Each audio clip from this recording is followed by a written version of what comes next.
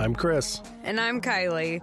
And this is Redefining Resilience, where we explore what it means to build a resilient lifestyle so you can thrive in any and every situation.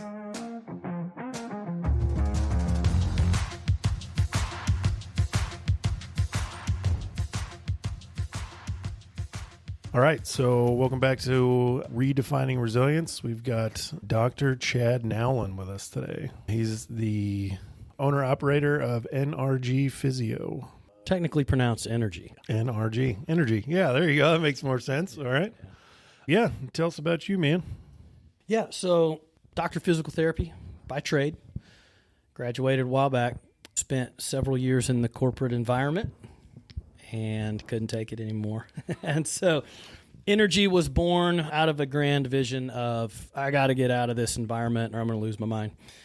And, since then it's been an evolution in a lot of ways.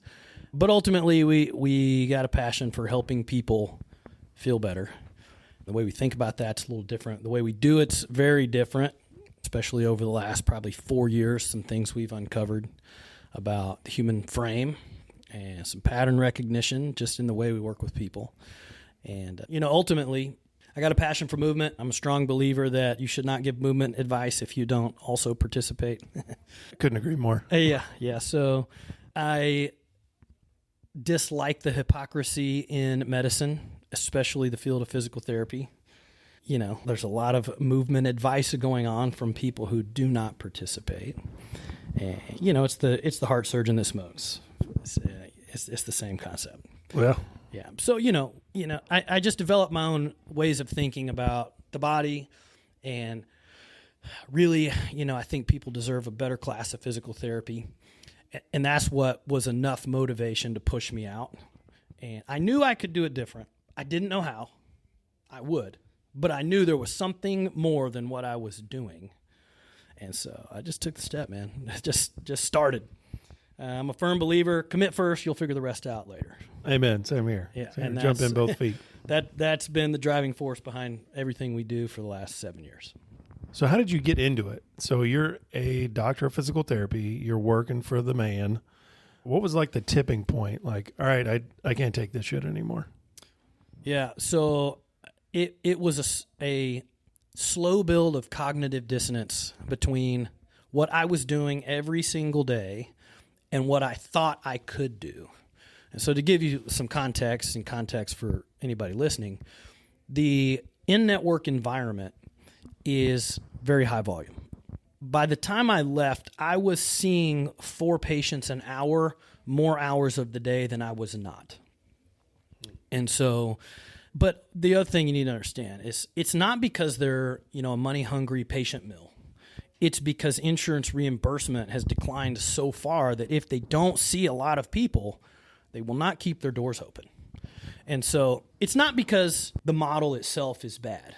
It's just because so much has happened in medicine and insurance and the way things function that if you want more than that, you're just not going to get it in that environment. And so, I was doing essentially manual therapy.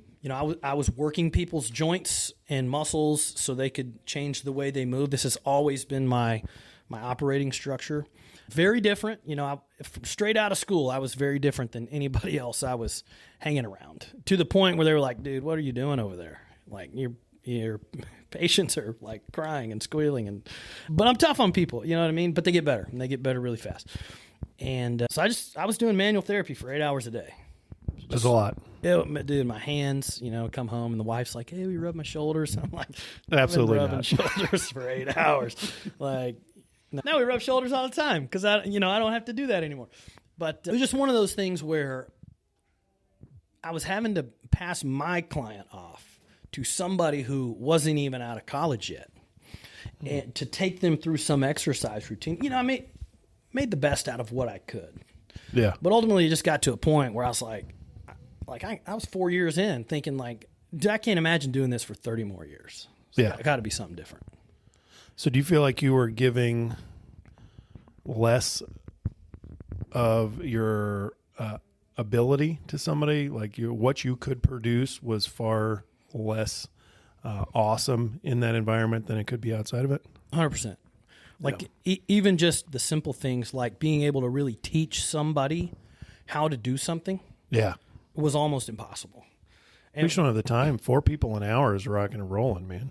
Yeah. I mean, it's just there was no way to get through the day, not take 3 hours of documentation home every night. So it was a trade-off. You know what I mean? Like I had to make the choice of I either have to just play the game as it's designed, doing the best I can to get people results with inside of these constraints, or I'm going to have to take a bunch of work home every night and neglect my family. That was essentially the choice. Which is, for me, not a choice. Not a choice. Yeah. Not happening. That family's going to be around a lot longer than that job. So. Oh, for sure. And I was getting hammered all the time from the higher ups, you know, like, Chad, your documentation sucks. Like, you're still getting paid, so back off. You know what I mean? It's like, I'm not doing all this. You know, it was like, I could document for 3 hours and your claims are still going to get denied. It's like, so I'm going to document the bare bones minimum to show progress. Yeah. To get you paid. And until you come back, you're like, dude, everything you send out's getting denied. I'm not doing that. It's like subjective, objective, assessment, plan. Okay? Yeah. 1 sentence each, I'm out because I'm not spending more time on this than I have to. Do you think that system, I got far more questions than this, but the operating inside of quote unquote the system fascinates me. So I work with a couple doctors, people higher up in like the administration for hospitals, and it's like a black hole. It literally just sucks the life out of people. And I don't think it's because, like you were saying, it's some big bad organization trying to murder the group of people that work with it. It's just the system has become so convoluted and there's so many hands in the cookie jar that in order to appease everybody and have everybody solidify their position that they are currently being paid mountains of money for, they have to hammer other people and get them to do paperwork that's essentially white noise. Yeah. Most things that happens in a clinical environment has nothing to do with patient care. Which is bonkers to me. It's bonkers, yeah. That's the problem. We're stuck, 100% stuck in the system. Yeah. So to backtrack a little bit, how in the world did you become Dr. Chad Nowlin? So I was working for my dad. He built custom homes. Oh, cool. Yeah. And so we actually built a house for a physical therapist. Now, this dude wasn't just a physical therapist. He owned a business, a home health care business, which, I mean, in terms of business, you know, these are only things you learn once you start. It's like all businesses, if they get big enough, what you're doing every day is the same. Well, yeah, because you all have specific roles. Yeah.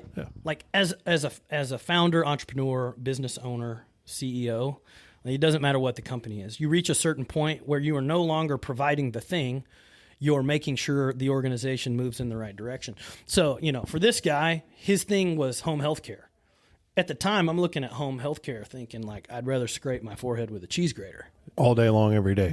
Yeah, because I can't do it. It's the same thing over and over and over and over again, and it was just not exciting enough to hold my attention.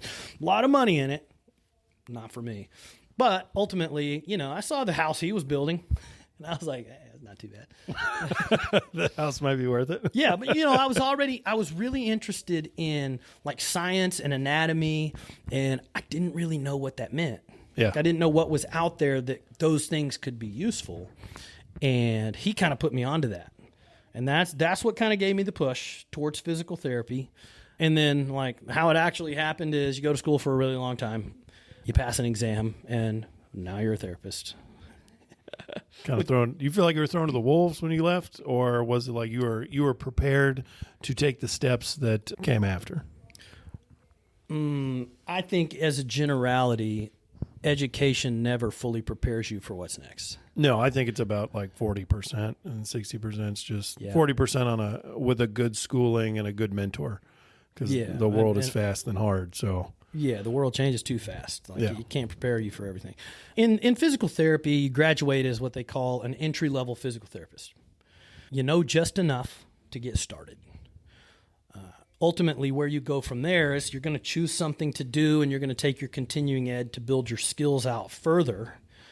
What I noticed, though, is that They prepare people to move into a clinic with these basic skills to get started. But as soon as you enter that clinic, you realize that the 20-year veteran is still operating on the same skill set that you have. Is that not terrifying? Yeah, it is. That is absolutely terrifying to me. Quick little story here. I work with, like I said, a couple of the administrative staff for a large hospital, and he explained to me that there was a doctor that came down to him. This was early this year, and said, hey, turns out when we remove a pancreas, I think is what it was, from somebody's body, it affects the rest of their body. I'd like to do a group training session with the other doctors to discuss this. I said, are you fucking kidding me? I can't break my toe and it not affect every single thing in my body. Break my toe, that's leaving my toe on my body and everything else that is associated with that toe in my body. You can't remove an organ and expect it to just function the same. But that knowledge is predicated on everything that he learned 30 years ago. And it's almost like he just operated with the same mentality for 30 years. The issue and the fear that I see instantly is how many people did this guy touch? And how many people has the people that he works with touched that never put two and two together? That's like watching a horror movie in real life to me, because it's just problem after problem after problem. We're not talking about what created the pattern that created the problem. We're talking about outcome fixes, and outcome fixes don't work. And to have somebody in the field that long, and then you say the same thing, the guy's operating on the same structure and mentality and processes from 20 years ago, like, oh my God, that's terrifying. It really is. And you know, in what I do, we'll call it physical medicine. It's not A=1. Like in like medical medicine, A=1. You have this thing. This is what you do for that thing. Yeah. Point specific issues. Yes. Diagnosis equals this treatment. Yeah.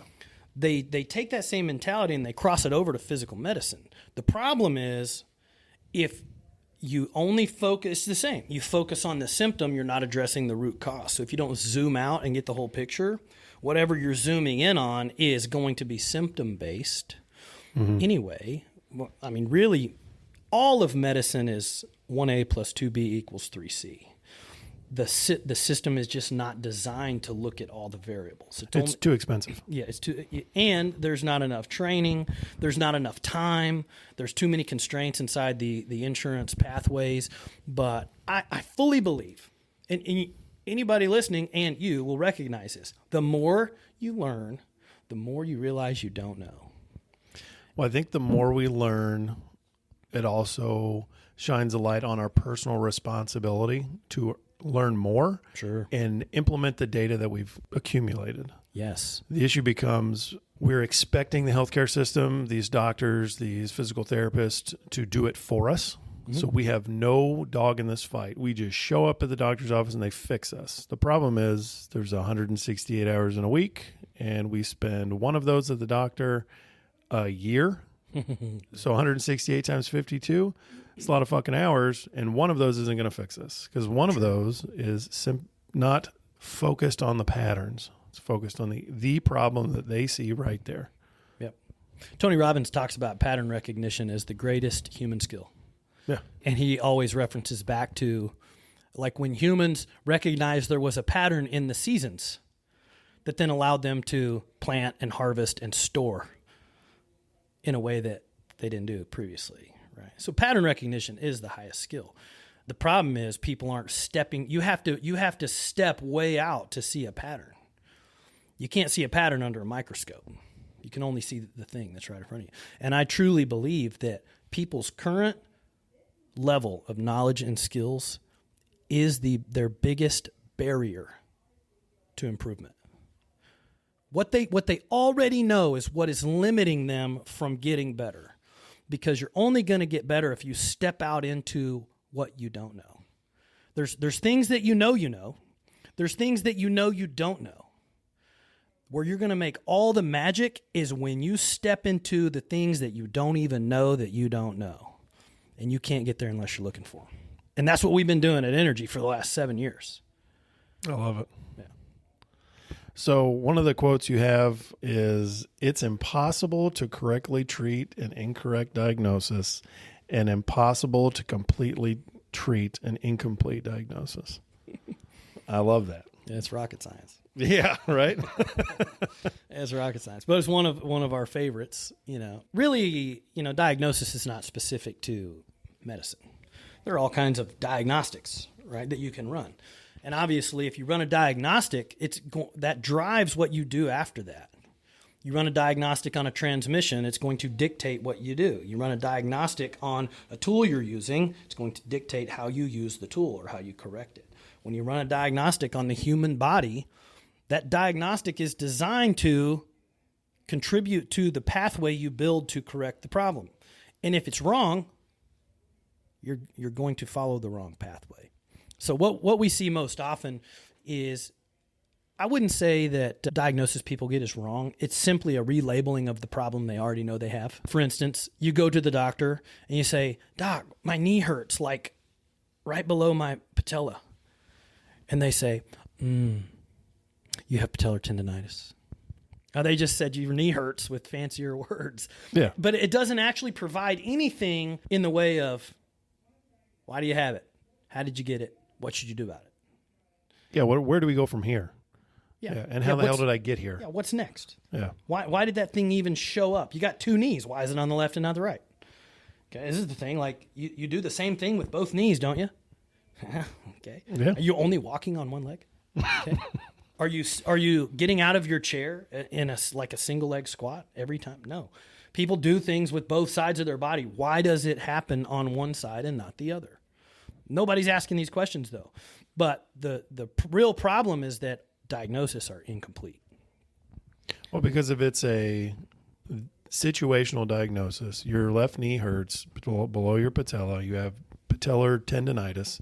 Maybe. That's a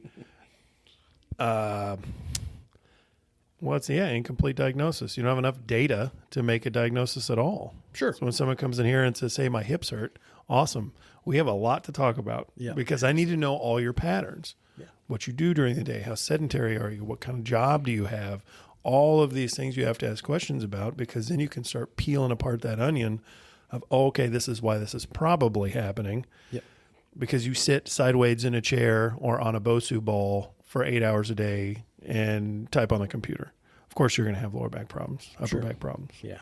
And probably one of the best distinctions we've made in the last several years for people is the difference between a source of pain and the root cause. Because medicine is going to diagnose something and treat that as the source of pain. Easy example. And so physicians aren't trained a whole lot on musculoskeletal things anyway. And so what has happened is that things get generalized down into the most basics of diagnostics. So I got pain going down my leg. And without asking any more questions, you have sciatica. Or they take an image, my back hurts. Okay, great. They take an image, which way too early in the diagnostic process, there's a bulge or herniation. Rarely the actual source of pain even, but then they're going to get a diagnosis of disc herniation. They're going to go to therapy with a diagnosis of disc herniation.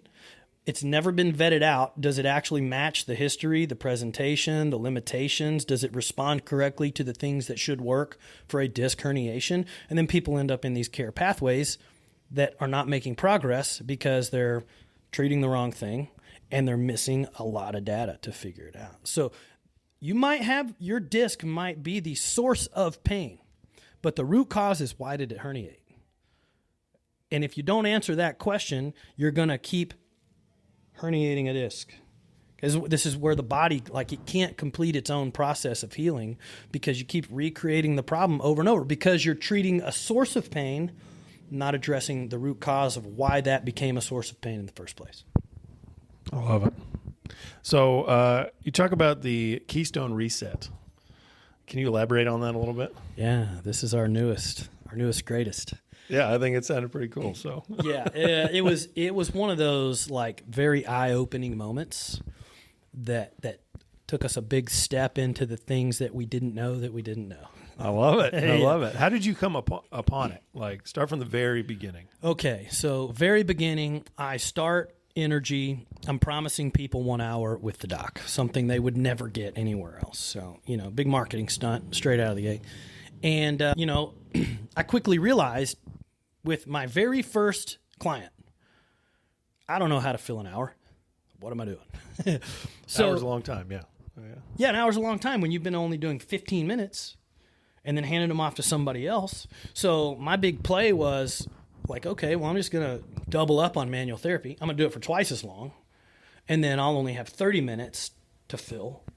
And so, my next big idea was, you know what?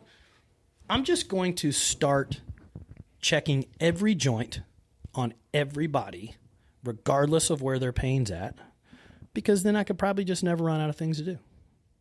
Like, I could do manual therapy for an hour if I just checked all their joints. Yeah. Because surely, none of them they're not all normal.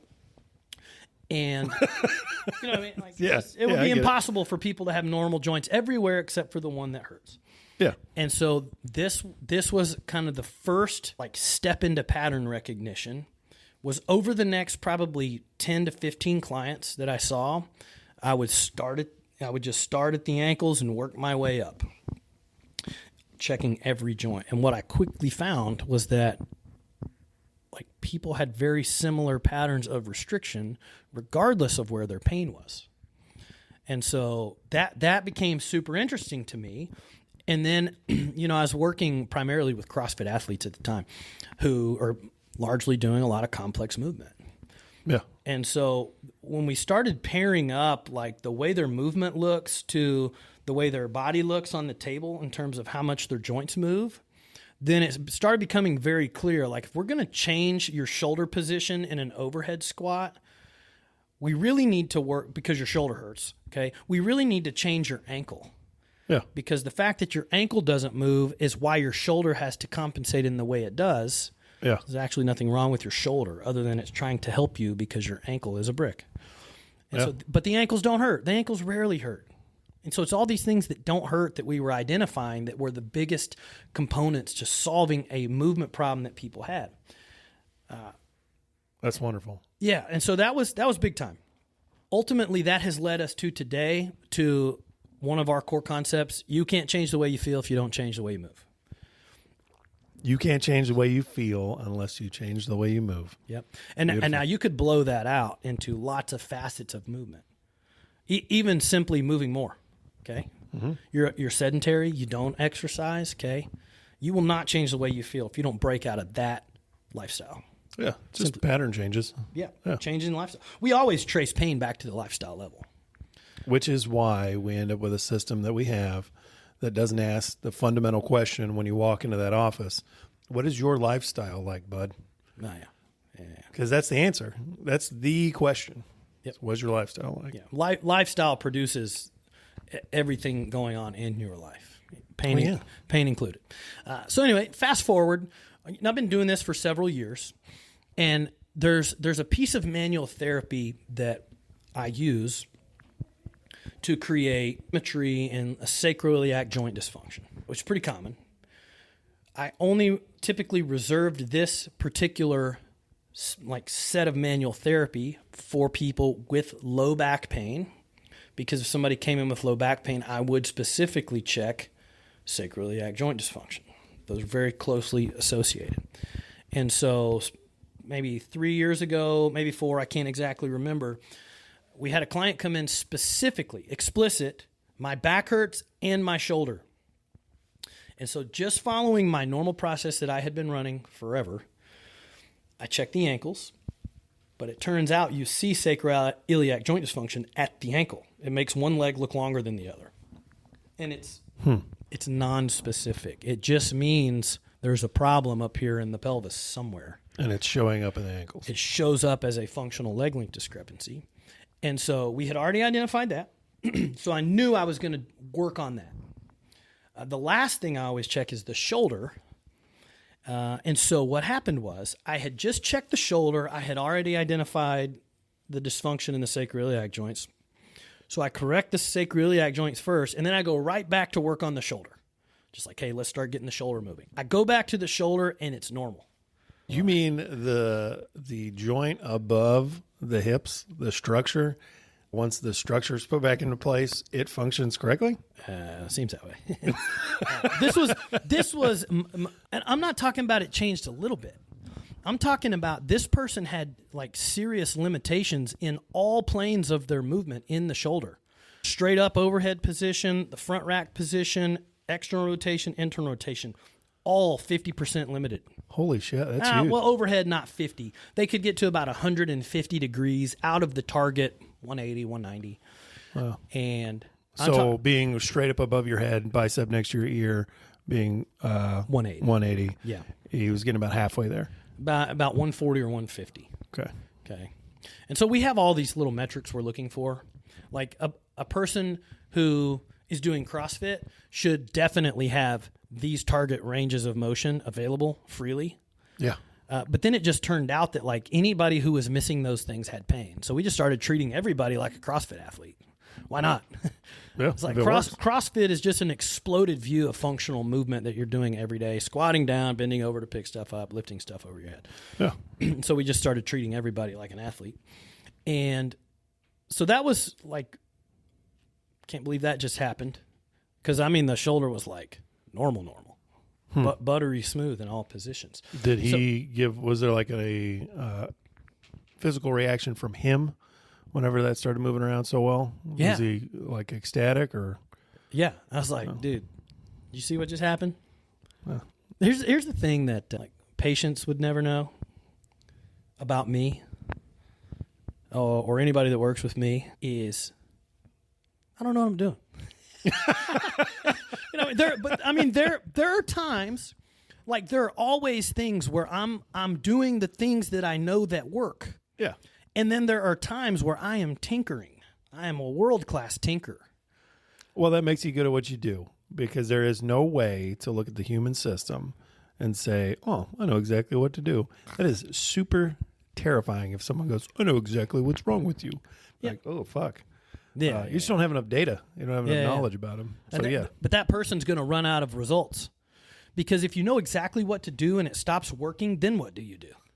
Well, that means you don't refer them out. know You what refer to them do. to the surgeon, and that's why people end up on the table. Yeah. Yeah, so I don't do that. Now, I have a system of checks and balances that make sure we get to a referral very intentionally, which has to do with we know all these joints are limited and your movement looks like it sucks.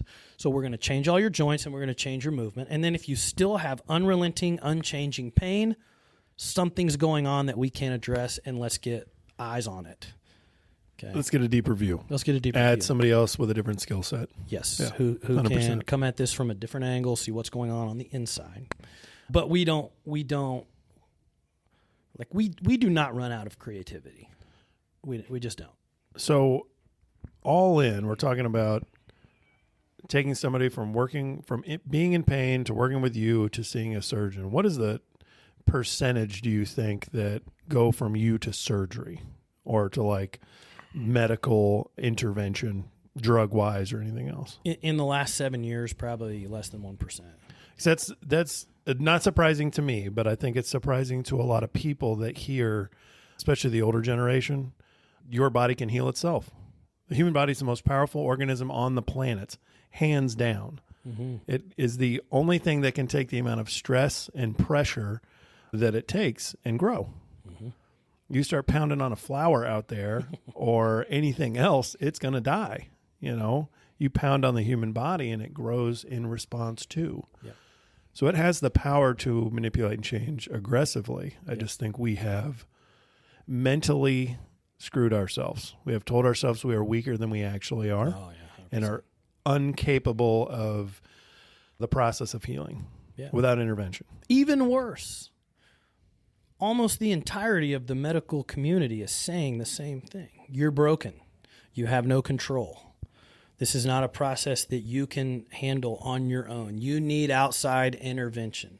But why wouldn't they? I mean, honestly, if you run a business, I want people to think they can't do it without me. If my whole concept was I have the keys to the kingdom, essentially, and I can convince you of. So I don't think they're evil, right?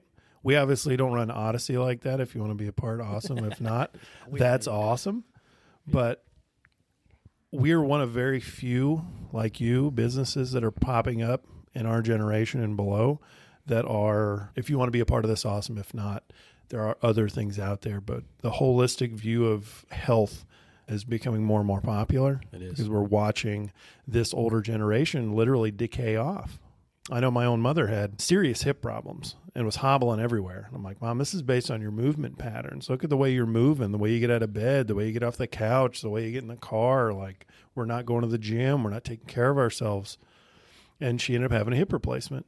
Well, we end up 2 years down the road. Oh, well, now my knee hurts. I 100% understand that you're going to have a knee replacement because we're not correcting the patterns. We're correcting the outcome. The outcome is your hip has been destroyed through shitty movement patterns for 60 years, and now another stimulus has been presented to the body that's aggressive, which created a different movement pattern on top of your old movement pattern that was never fixed. Yep. Causes another problem. Yep. See it over and over and over again. And this is why the Keystone Reset has been so important as we see it. And I also want to double back for a second. I don't think the medical community thinks they're holding the keys to the kingdom. Because clinicians, at the root, they do want to help people. I think yes. I think the human element inside of it does. I think the business element, the collective group think that comes from that is, how can I make you understand you're incapable? Yeah, but that's the interesting thing about business and healthcare. They're totally separate. Yeah. The organization runs and pays its clinicians, but they don't tell the clinicians what to say. That's why there's so much chaos in medicine. Is you have people going to different schools and getting different styles of training, and then you have them coming out and operating a system with no oversight and accountability on what do you do, how do you do it, how do you communicate it, what are the anticipated results. They just get to operate because they have credentials. It's like no therapist has been hired ever based on, here's our expectations for what you do and how you do it. It's, you have a license, your interview is okay, like we don't think you're too weird, and you're probably not going to kill anybody, you can work for me, okay? And because you have credentials and went to school, you know what to do for people. And then what ends up happening is you start getting all these opinions and outside interjections that just create chaos and asymmetry in the care that you get. But what happens is, because there's not a system of what to do, when to do it, how to do it, it ends up where when people stop getting results and when a clinician stops getting results for somebody, the only thing left to assume is that your body can't heal. You have no control. This is just the way it is. So what I see from the people I talk to is there's very little ground from getting sick to equaling that outcome. Mm-hmm. There's very little intervention in the middle. There's very little personal responsibility.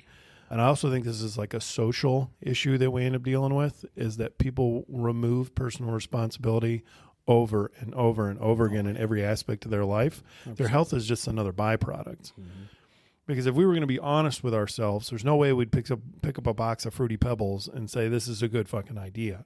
This is clearly a bad idea and will equal an even worse outcome. But it's on the food pyramid. Exactly. So that the government created. Yeah. But yeah, I think we just removed personal responsibility from our lives in multiple facets, and the healthcare industry just picked up. I mean, why not? Sure. You can circumvent the system, cut out all that garbage in the middle, and then just immediately go to straight healthcare. Why not? Sure. And I think a big part of that is there's like information overload. So many Google MDs and YouTube MDs trying to solve their own problems. They're getting information from all over the place. And it's not even bad information. It's just little snippets of what probably would fit into a bigger picture or a bigger framework that would be helpful. But what's happening is all the information people are receiving is not helping. It is creating a huge disruption in overall perspective about pain and what it means because they're trying the little snippets and they're failing over and over again. So where does that leave people? With incredible uncertainty. Like they try to take control and the thing they tried doesn't work. So they give control away to somebody else who they think is smarter than them because they've had a lot of school. And so our purpose is to give people perspective. Like this is how you need to think about this. Pain is not a problem. Pain is a feedback loop. And if you didn't have it, you would probably be dead. I cannot restate what you just said louder and more often. Pain is good because it's data. It's information. That's all it is. Pain, when you feel it, all it means is you need to change something. Yes. It's your body's way of asking you to change something. That is it. Where the pain shows up is not where the problem is ever. And all you need to do is understand that if pain is asking me to make some changes, pain will tell me what changes to make if I pay attention. And when you can communicate that to somebody and give them structure around that, now you can remove uncertainty and you can hand the control back to the person. And they like that. We've seen them over and over again. People like having control over their situation. They like not being uncertain about what their pain means and what they need to do to fix it. Even if they choose not to do it, they take comfort in knowing at least what it would take to make a real play on solving it.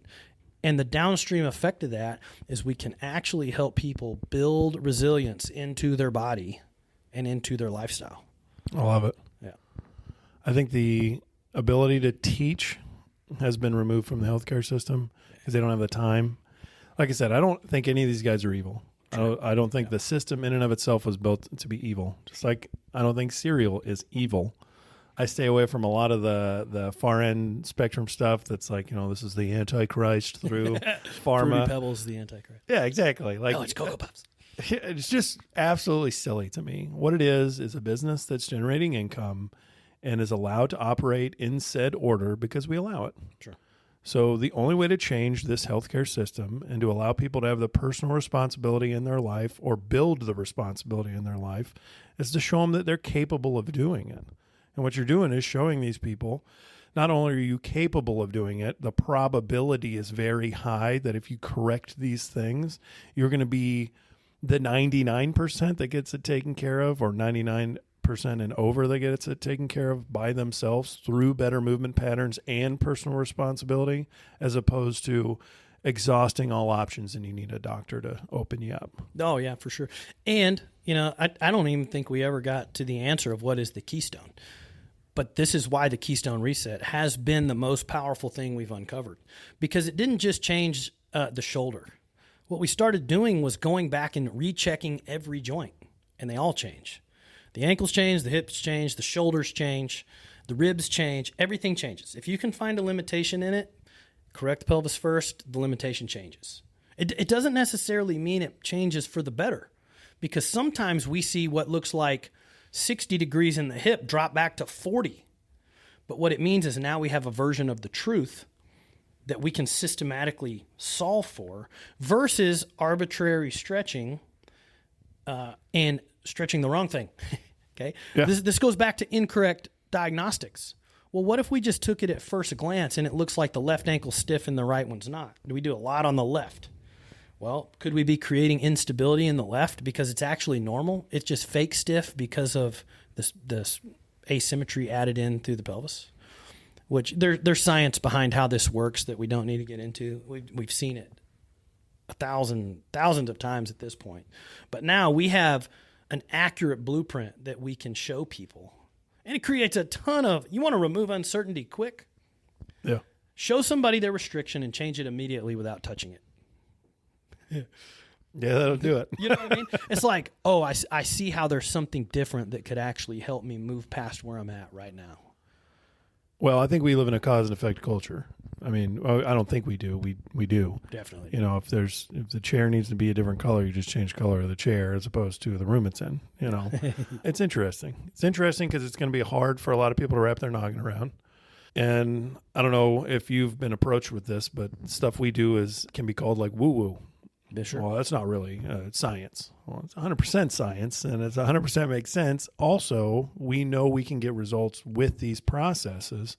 So you just kind of have to trust the system because it is so dynamically different than the system that they're used to. Sure. You know, take this pill or follow these 4 protocols that are cookie cutter for everybody. Yep. Which even as a child, when I had knee pain, we went to the I can't remember what base we were living on, maybe Shreveport, Louisiana.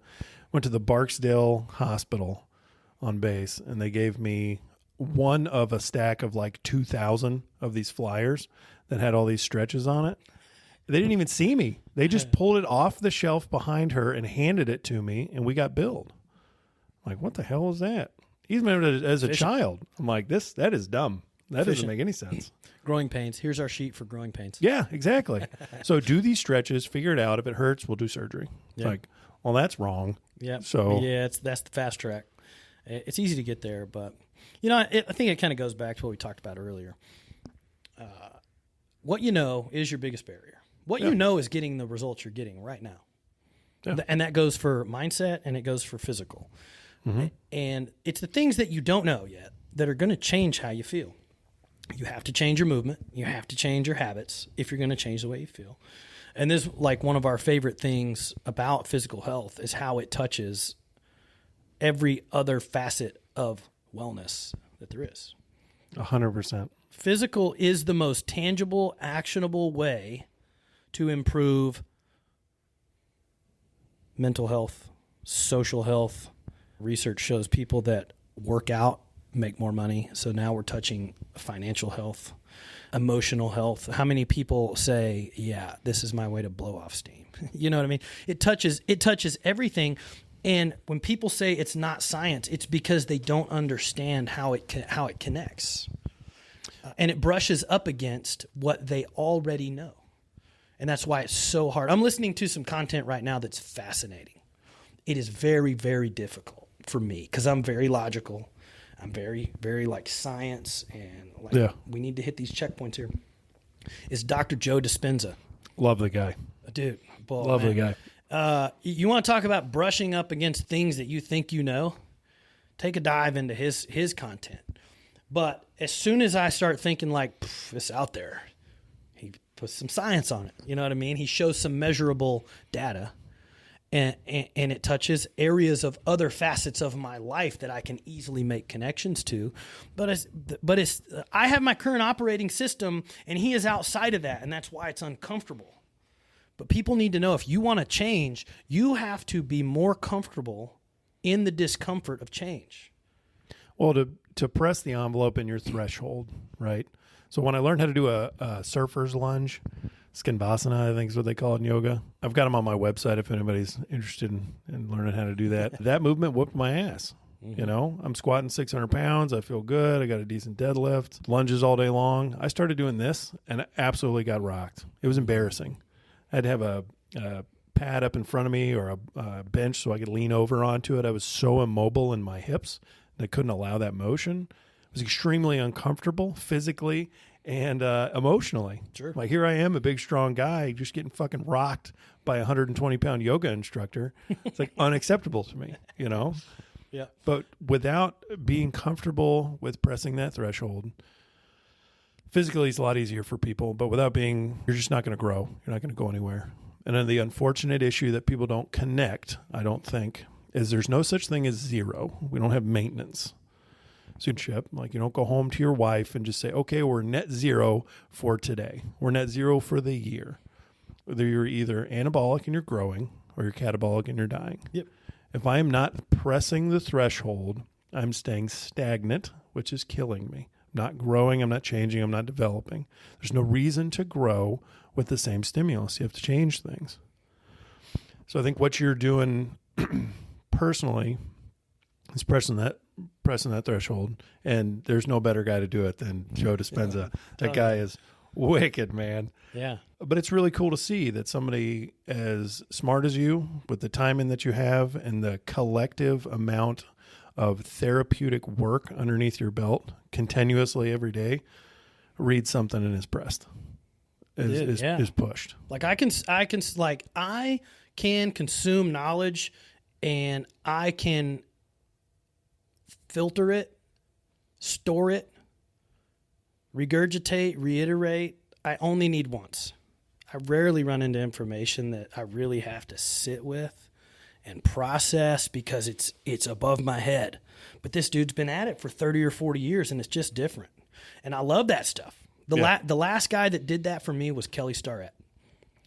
Mobility WOD, now the Ready State. I consider him one of my greatest mentors. I've never met the man. But I consumed his content voraciously. It totally changed the way I thought. It totally changed the way I did everything from that point on. And I love finding those things. Yeah. This is the first time I've been in that boat since 12, 13 years ago with Kelly Starrett's material. And it's because I know that if I can wrap my head around this, I can help more people by knowing what he knows. Amen, brother. That's it. Amen. Help more people. You want to talk? It's challenging, man. Well, I think the only way to help people, that's our common goal. It's our number one core value, help as many people as possible. Yep. And the only way to do that, if you're going to get real granular with that, one, you got to be smart.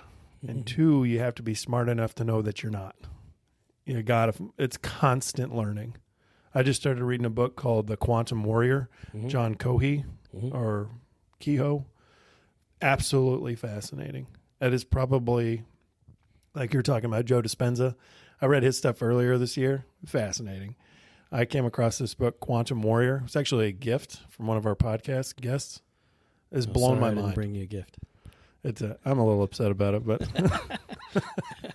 but it blew my mind. It was like you're talking about, 10 steps above my noggin. It's all about quantum physics and our ability to affect the nature of the world around us through our intentional action and verbiage. Everything carries weight. Everything has energy. That's including words. And it just goes down this rabbit hole. And I remember getting halfway through the book, and I'm like, I don't want this to end, man. This is like an eye-opening experience every page. That's in the same zone as Dispenza. Yeah. You know what I mean? I mean, I'm sure they're communicating the same message in different ways, but it's interesting. I mean, it's opened my eyes up to possibility, the things you can't see. So much going on in the world that is invisible. Well, we had a conversation with a guy a little while ago, and he said, the probability of me being able to do what I do at 50 years old is very low. Like, okay. Well, the probability of a 4-minute mile in the 60s was impossible. Mm-hmm. Well, now it is a prerequisite for high school track and field. So the probability now, 40 years, 50, 70 years later, it's 100% almost to be competitive. So you have to now complete something that was then statistically impossible. Possibility is only predicated on our current available actions at the time, what we've already completed. So just because it hasn't been completed doesn't mean it's not possible. So I like to always try to stay on that threshold of, I don't know, man, like the probability is pretty low, but the possibility is still there. That's huge for pain. Yeah. If we could, pass that message along to people whose body hurts, is just because it hasn't been completed yet doesn't mean it's not possible. Yeah. It just means the actions you are currently taking aren't moving the needle on the future possibility. Which means you can write those off as things that aren't beneficial or not getting you to where you want to go, which is all you're doing is being a scientist. Yeah. Everything in this life is a big giant science experiment. Win or learn. There is no losing. Yeah. Only winning or learning. I just put that on a shirt, man. Yeah. I like that. Yeah, you got to take the information and use it. I mean, look at all the greats. Walt Disney got denied like 302 times for funding. Yeah. The light bulb. Yeah. He found out how to do a lot of other things, like create explosives. And he, said, I would have tried 9,999 different ways to figure out how to make a light bulb. But it was just information. You got to start with the goal in mind. This is something healthcare does not do. They do not start with, 3 to 6 months from now, what do you want to be doing that you can't do right now? Okay, let's figure out how to do that. Okay, yeah. And if you were to achieve that, what would that do for your life? Pain relief is not a goal. Pain relief is like your body needs a compelling reason to get better. It needs a compelling reason for you to put the work in. It needs a compelling reason for you to keep looking when you're collecting data and not winning. and so if you don't start with a goal, you have no end in mind, you're definitely not going to get there. No, because the body doesn't do things arbitrarily. Never. That's when I learned that as a probably sophomore in college. It was, all right, so it's not going to grow if I don't make it grow, if I don't give it the reason to. And then I landed on, well, it's just a big defense mechanism. I grow larger biceps when I do bicep curls, so my body doesn't get injured because the consistent stimulus of bicep curls. Mind-blowing. It doesn't grow because I want to look like Arnold Schwarzenegger. It grows as a defense mechanism. Sure. So if I can view all my body through the lens of defense mechanism only, it changes why things are happening. What is pain in a defense mechanism? Hey, stop doing this. This isn't operating correctly. Hey, this hurts. Hey, don't stand on my broken toe. You know, Yeah. It's just data, right? Yeah, it's data. And these have been some of our favorite illustrations talking about that. People just don't know the rules. Like Simon Sinek, The Infinite Game, and he talks about finite games versus infinite games. Health is an infinite game, and people play it in a very finite way, and they do the same thing with pain. Pain is a physical health metric. And while it is an infinite game, because you're never going to be painless 24/7, 365, you have to understand the rules that drive the game forwards.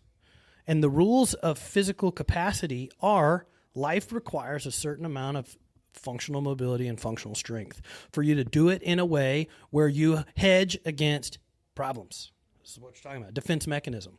Okay? The boundaries are identifying where your boundaries are in your strength and in your mobility. And if you know where those are, you can then choose to go past them on purpose or choose to stay away from them on purpose. But right now, people don't know the rules. They don't know where their boundaries are. And pain is the referee. And he's not there to stop the game. He's there to enforce the rules. When you step out of bounds, beep. Yeah. That's all the ref is. It doesn't mean you can't play anymore. It means you can't go out here. Step back in here. You play inside of this court right here, this field. Okay, when you step out, you can't do that. That's out of bounds. It's against the rules. It's against your rules and your boundaries. The cool part about that concept of rules and boundaries is it's manipulatable. Yeah. Like if totally within your control to change both. Yes. I don't think you could say that again louder. Totally within your control to change both. Yeah. So intentional action is the goal. Intentional action behind how I'm moving, how I'm healing, how I'm processing, how I view myself. I have to be intentional with those. Another good book is The 4 Agreements. Mm-hmm. Oh yeah, 100%. Absolutely fantastic. Be intentional with your time. With what you do with your words. The only intentional action people are taking with pain most of the time is removing themselves from the game. It hurts, so don't move. It hurts, don't do it. Yeah. I cannot tell you how many people come in here and say, I just had a guy compete in a powerlifting meet, real good buddy of mine, 2 herniated discs. They fused his spine. Told, you're never going to lift again. Don't ever go to the gym. Never work legs. Absolutely never deadlift. He just deadlifted 440, squatted 370, bench 270. Absolutely killed it. Had a great time doing it. Was a little tired after. No problems. Tired is good. Yes, tired is good, but we had to learn pain thresholds. Difference between pain and pressure, too. I want as much pressure as I can put on that body. Yeah. When I start getting pain, it's like you're saying we're stepping outside of the bounds. So we're reining it back in. Yeah. Figure out where we are. And we're constantly pressing that envelope where we're increasing pressure, we're increasing threshold, but we're not firing you off into pain. We're not living in pain. You're not stepping out of bounds. Yeah. So how do people get a hold of you, man? It's a good question. You live in a bus, right? Down by the river? I wish. The interesting thing is like we're moving away from individuals and really working with companies. Okay. We're never going to help as many people as we can, one person at a time. Awesome. The higher learning for us has been because we've worked with individuals for the last 7 years. We know how they think. We know how they operate. We know how they respond to messaging and marketing and communication. We know what it takes to get them to take a step of action, to move over the threshold of inactivity. And Now, we go into companies and we decrease how much money they're wasting on healthcare by offering services directly to their employees. So now we help people by the hundreds and thousands at a time. But if there's, an individual listening, we've systematized everything online. Perfect. And so, we have NRG University, Keystone Reset lives in there. How do you check your own joints? How do you distill this information down into a plan for what should I be doing? How should I be doing it? When should I be doing it? Everything is so easy. Like, we've always created things so that people can do it themselves. It's always been our model, because we want to give people the control. So if somebody's interested in taking a peek behind the hood, how would I get plugged into NRG University? That's probably the best thing. And you can reach out. The phone number is 317-707-9966. Marcy will answer that. She's the best. And she'll connect you either directly with NRG University or with myself. You can always reach out to info@NRG Physio, PHYSIO.com. If you have questions, we want to help people. You know what I mean? We're going corporate, but I still love having conversations. We still go do workshops out at gyms and present. We're here to help people understand how to play the game. Oh, yeah. And we'll put a link in the show notes here for all that information so people can get a hold of you. Just want to say thank you, man. This is great. We've been friends for a while. I thought this was going to be awesome to have you on. And we'll have you back on in a year and recap. 1 year. Probably not 1 year. Yeah, maybe a week. We can have a different conversation every week. Yeah, I get that. Yeah, what I mean? It's great. There's so much info. And I know I'm constantly learning. You're constantly learning. It's only going to get better from here. Amen. Yeah. It's been great to be here. I appreciate the invite.